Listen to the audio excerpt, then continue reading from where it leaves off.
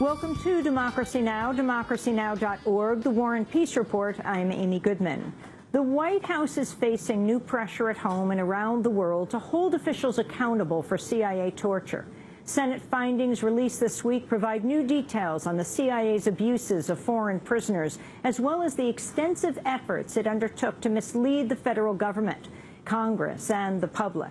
On Wednesday, outgoing Democratic Senator Mark Udall called for a purge of top CIA officials implicated in the abuses and the ensuing cover-up, including current Director John Brennan. In stark language, Udall accused the CIA of lying.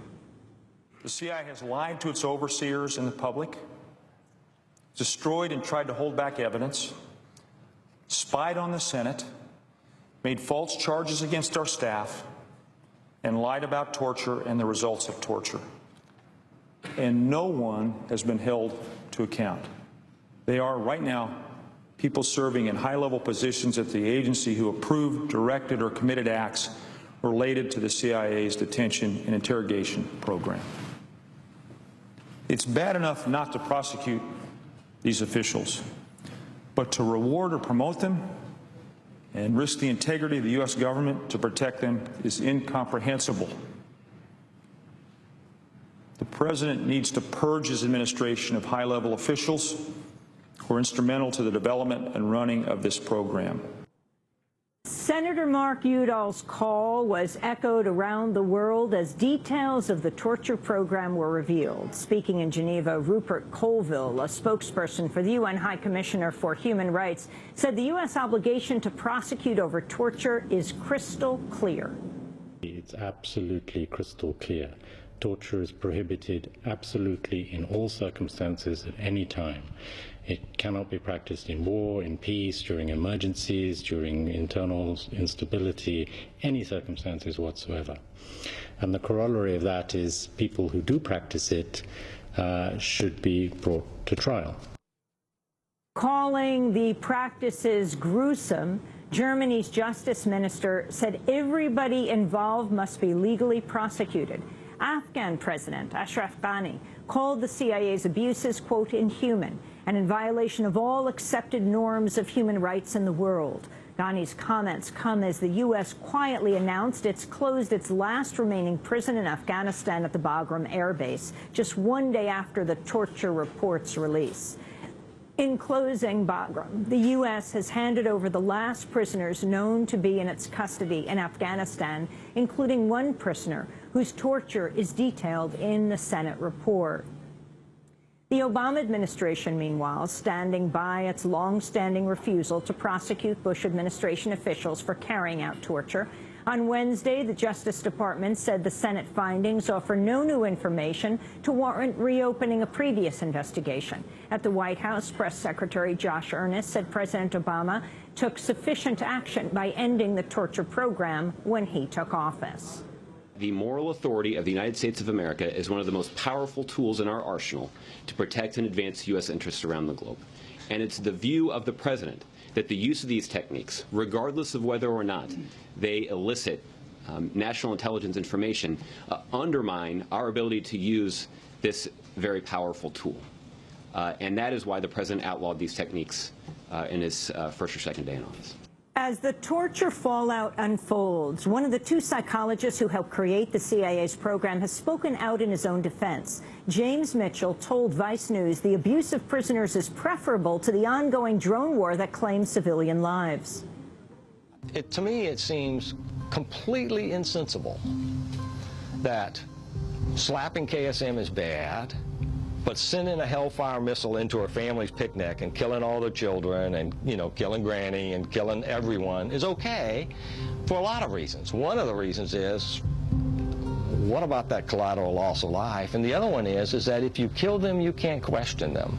With new details of Mitchell and Jessen's role exposed, the American Psychological Association, or APA, has renewed calls for the pair to be held accountable. Rhea Farberman of the APA spoke out on Wednesday. We were distressed and frankly sickened by some of the brutal details. The techniques that were described are clearly torture. They are a violation of everything that our discipline stands for. They are clearly a violation of human rights and international law. As I said earlier, the two psychologists who apparently were involved are not members of our association. They're therefore beyond the reach of our ethics program. But regardless, they should be held accountable. If these allegations are true, they should be held accountable for very serious violations of U.S. law and international law. In other news, a government shutdown is back on the table today as top Democrats object to corporate-friendly measures tucked into an omnibus spending bill. The $1.1 billion measure was negotiated ahead of tonight's midnight deadline to fund the government and keep federal agencies from closing their doors. But Democrats are now opposing several last-minute provisions, including one that would repeal a key rule in the Dodd-Frank financial reform bill that limits risky trades by federally insured banks. On Wednesday, Democratic Senator Elizabeth Warren accused the financial giant Citigroup of authoring the rule change.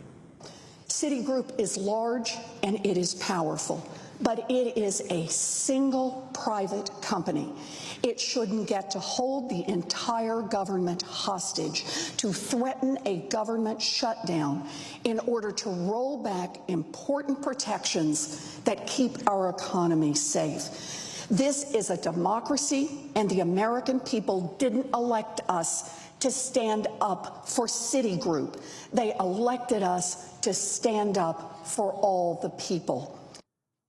Another amendment would increase tenfold the amount of money allowed for certain political donations. Republicans say they're open to a 1- or 2-day extension, but have rejected Democratic calls to remove the pro-corporate provisions. But with Democrats still in control of the Senate, Republicans won't be able to pass the spending bill without bipartisan support. Protests continue nationwide 1 week after a grand jury chose not to indict a New York City police officer for the chokehold death of Eric Garner. On Wednesday, students at around 70 medical schools nationwide staged joint die-ins, donning white lab coats and laying their bodies on the ground. In New York City, the group Picture the Homeless staged a rally at the right-wing Manhattan Institute before a march to Penn Station, where they held a die-in for 11 minutes. That's 11 for the amount of times Garner repeated his last words, "I can't breathe." Protesters called for the repeal of the NYPD policy broken windows. This is not a valid theory. It is used to harass the poor, the people of color, and the homeless. It basically focuses on issues that's not really a crime, where you can just get a small ticket and you don't have to be taken down and handcuffed to central booking. It's ridiculous. It's ridiculous. Also Wednesday, the group New York Justice League presented a series of demands to state officials in a rally at City Hall. The Justice League's agenda includes the firing of the officer who killed Eric Garner, Daniel Pantaleo, and the appointment of a special prosecutor to investigate the case. The group was joined by prominent hip-hop artists Nas, Common, and Q-Tip, as well as the mogul and activist Russell Simmons. And a federal judge has given the White House a deadline of next Tuesday to decide whether it will prosecute New York Times reporter James Risen. The government has ordered Risen to testify at the trial of a former CIA officer, Jeffrey Sterling, who's accused of giving him classified information about the agency's failed operation to deliver faulty nuclear bomb blueprints to Iran.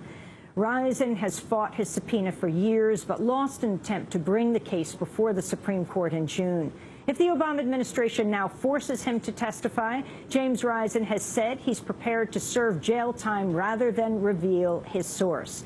To see our interview with Jim Risen, you can go to democracynow.org. And those are some of the headlines. This is Democracy Now!, democracynow.org, the War and Peace Report. I'm Amy Goodman. We're broadcasting from COP20, the United Nations Climate Conference in Lima, Peru. We're